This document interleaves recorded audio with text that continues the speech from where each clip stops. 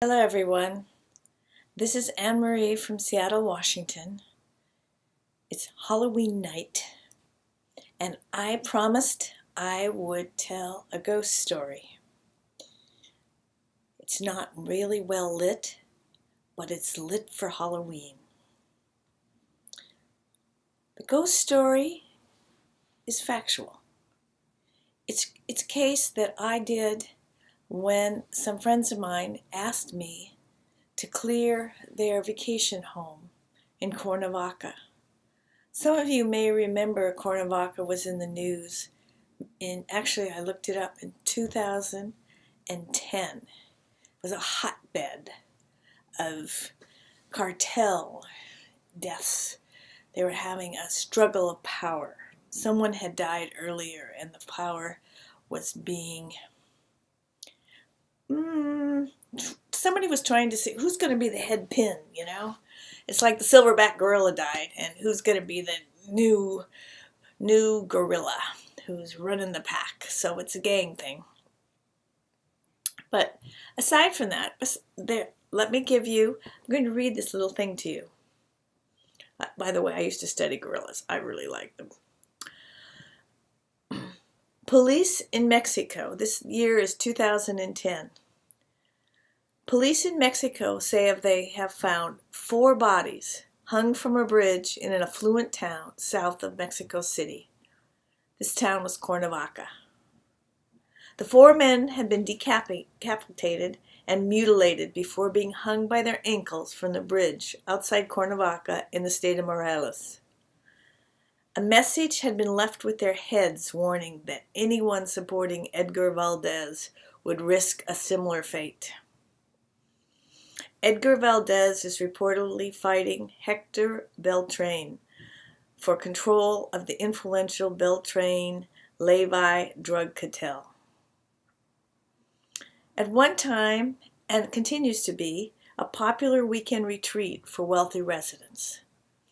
This is where my story begins.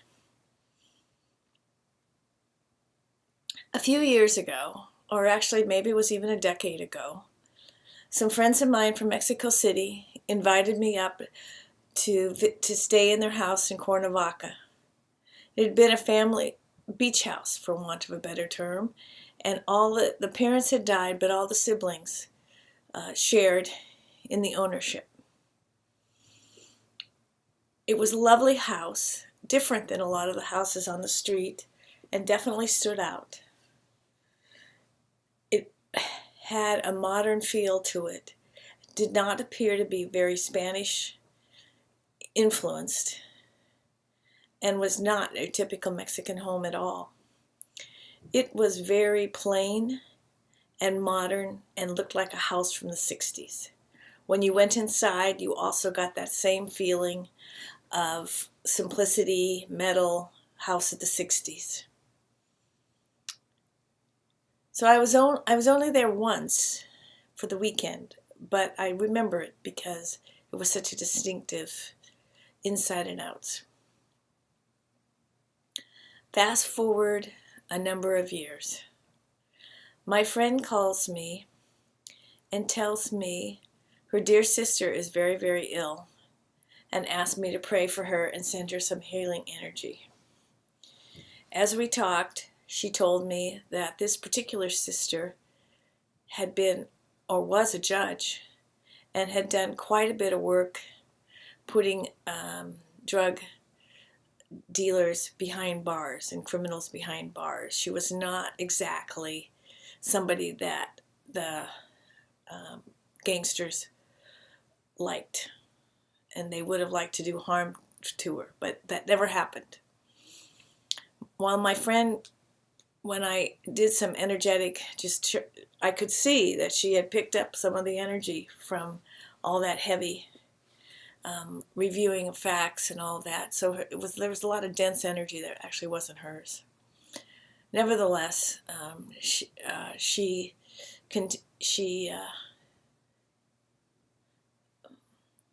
continued to get sick, and she died. Her death brought a great relationship with her siblings, which was wonderful. A year's passed. The estate has been settled. That particular sister had decided a few years before that she wanted to buy out her siblings and own the beach home for her own and for her own family, with the understanding that the siblings could use the house upon permission. And so with that, she became the sole owner of the home. As I remember, the energy felt great. There was no problems. After she purchased the house, one of her young married daughters moved into it and started living there on a regular basis. And one of her sisters joined her. So in this home now, there's 2 sisters and a husband.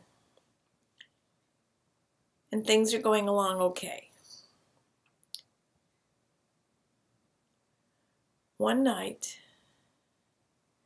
and it wasn't very quiet, it wasn't very loud, they had just decided all to go to bed.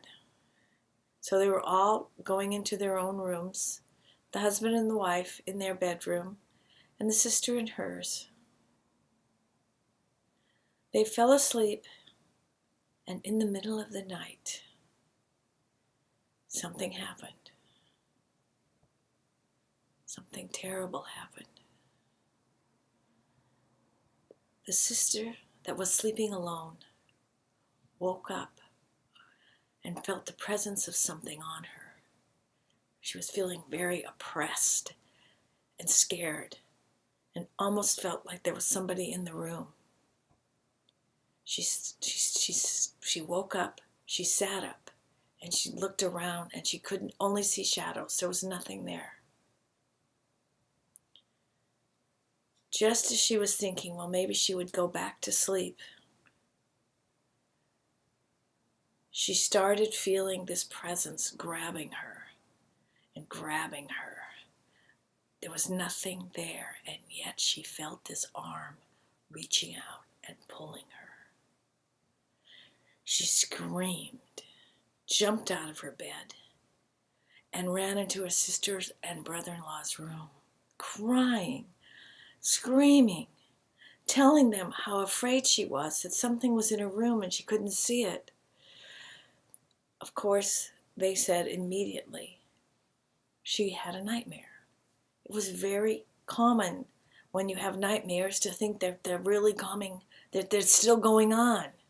So they tried to quiet her and make her feel like, no, this isn't a problem. You need to go back to your room. You can stay here a little bit. And while they're dismissing what she's saying to them, and while she's dismissing and thinking, well, maybe they're right, all of a sudden, she felt the presence again. Same kind of evil presence. She didn't know what to do. She just stood there frozen. All of a sudden, someone invisible grabbed both of her feet and pulled. She started going out of the room, being pulled. The brother-in-law, seeing this, wide-eyed, jumped out of bed and grabbed her and pulled her back. All 3 of them became scared. What was this? What just happened? What evil force? What ghost? What is this? They lit a candle and said a prayer, and they were awake the rest of the night. In the next day or so, they called their aunt and told their aunt what had happened to them. Their aunt called me and asked me if I could do something. And since I'd been in the house, it helped, believe me. So I went and got the address again, and I went and I kind of figured out what was going on. And what I realized is there were 2 spirits that had targeted that house and decided to go into that house for whatever reason. And they purposely had picked that house. I found out later about that these two daughters were the daughter of the judge. I didn't know that at the time, but my guess is that's why they picked that house. When those 4 men were hung, 2 of the men were roaming the streets. They were still evil. They were still angry. They didn't want to die. They came in to this house because they wanted to be for vengeance. They wanted to do something awful. And they did. So my job was to go in and raise the vibration of the house. And so by doing that and asking and finding out from the ghosts what exactly was going on. And that's when I found out they had been gang members. And I did a little healing on them. And I helped them reunite in a soulful purpose, sending them to God's light. And then they were gone. When they left, I blessed them. And they blessed me. Because we're all people, really, you know.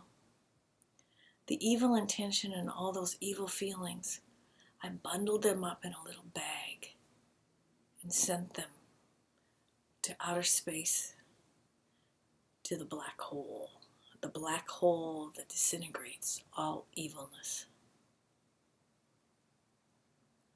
A few weeks later, I contacted the aunt and I said, "How is everything in the house?" And she said, "Fine, there's been no more problems."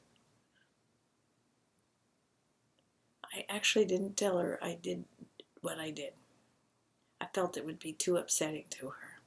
But it makes a great ghost story to realize that just because somebody dies doesn't make them a good person. Just because somebody dies, that doesn't mean that they are automatically filled with the grace of love. However, that doesn't mean that we can't pray for them and help them with their soul's journey. So, if you're feeling like ghosts are a problem in your house, or ghosts are causing havoc in a friend's house, call me. Maybe I can help. So that's the story. Alls were safe and sound at the end of the night. Happy Halloween, and may all the souls that are walking the earth find peace and happiness.